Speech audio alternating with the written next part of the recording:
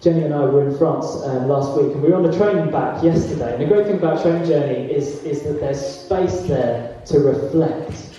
The train was like some sort of in-between space. Somewhere between Paris and London, there was space to reflect on where we'd been and also where we were going. It was space to reflect on memories of the Eiffel Tower. But those memories of Eiffel Tower, Arc de Triomphe, the Louvre, were kind of colliding with an expectation of coming back here this morning to preach here, to see you, and the anticipation of that, the apprehension of that, wondering whether I'll be able to preach what I want to preach and be able to do it okay after a late night and all of that kind of thing. But that kind of apprehension collided with those memories. It was some sort of in-between space.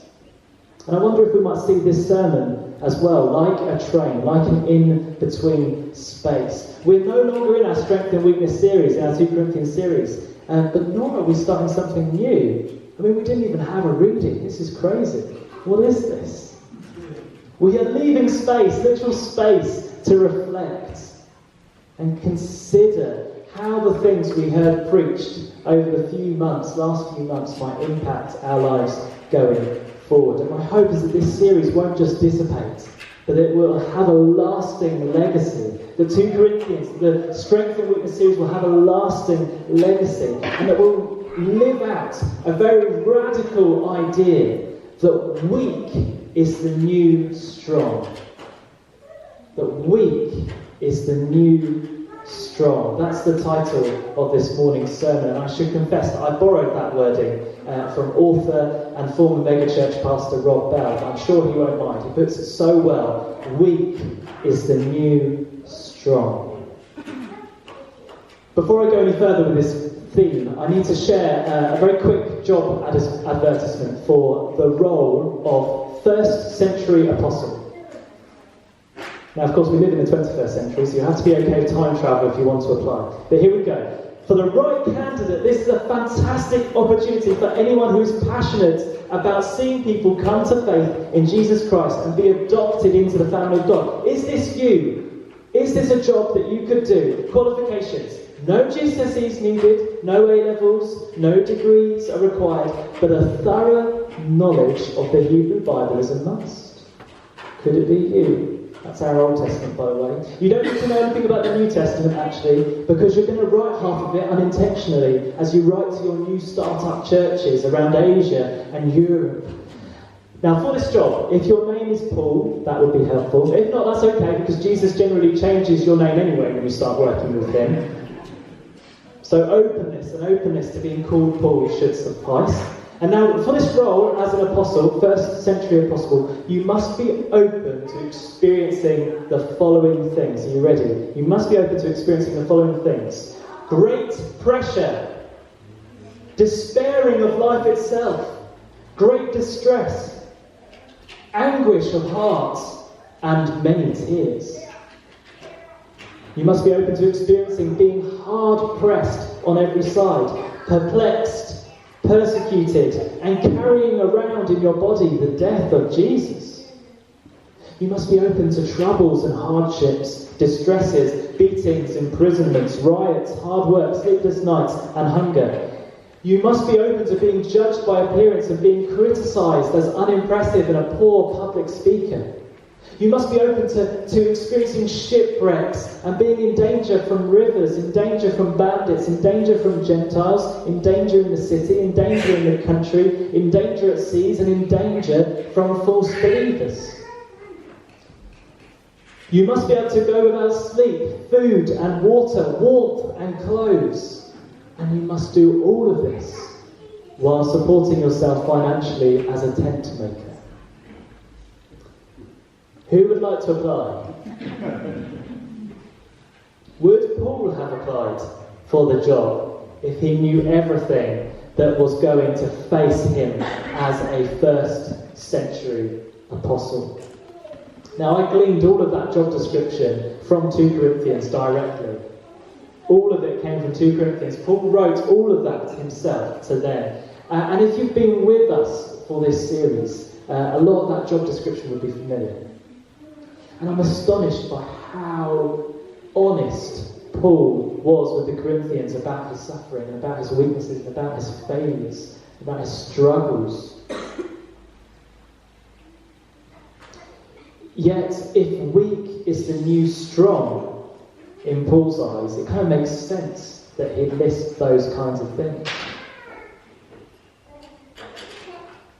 Weak is the new strong. Now, let's be honest, you might disagree with that idea, weak is the new strong. Makes completely no sense, it's nonsensical, and trust me, Paul had his critics too.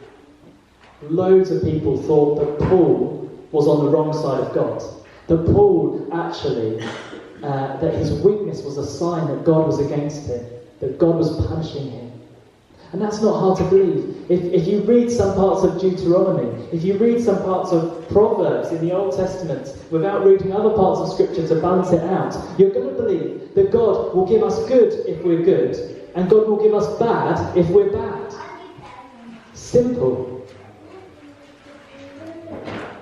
If you're weak, you're cursed, and if you're strong, you're blessed.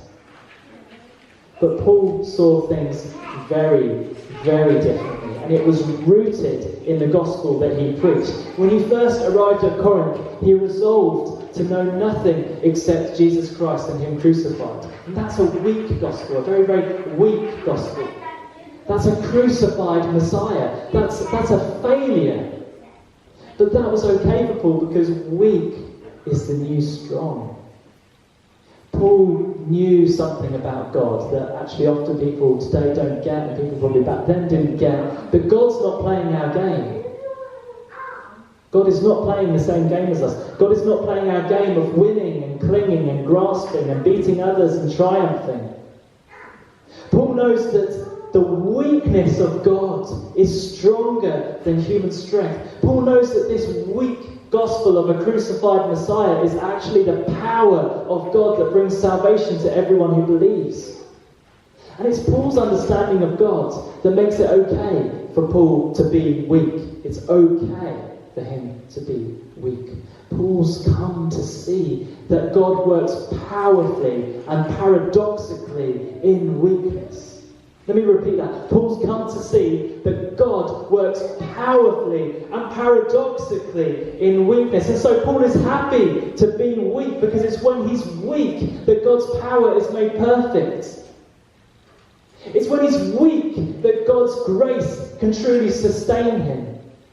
It's when he's weak that he's actually strong. And in a way, every sermon of this series has been drilling down on that point. When we're weak, we're strong. Because weak is the new strong. Here's the issue though. We might say yes to this in principle. You might be on board with this. But how can it translate into real life, into your life? How can we hear that word and act on it? And the rest of the sermon is kind of a reflection on that, exactly that. I'm going to speak first to the weak, and then I'm going to speak to the strong. And if you're a mix of the both, like myself, then great, listen to both parts, please. So firstly, to the weak. Congratulations. Congratulations if you identify with the word weak this morning, for whatever reason.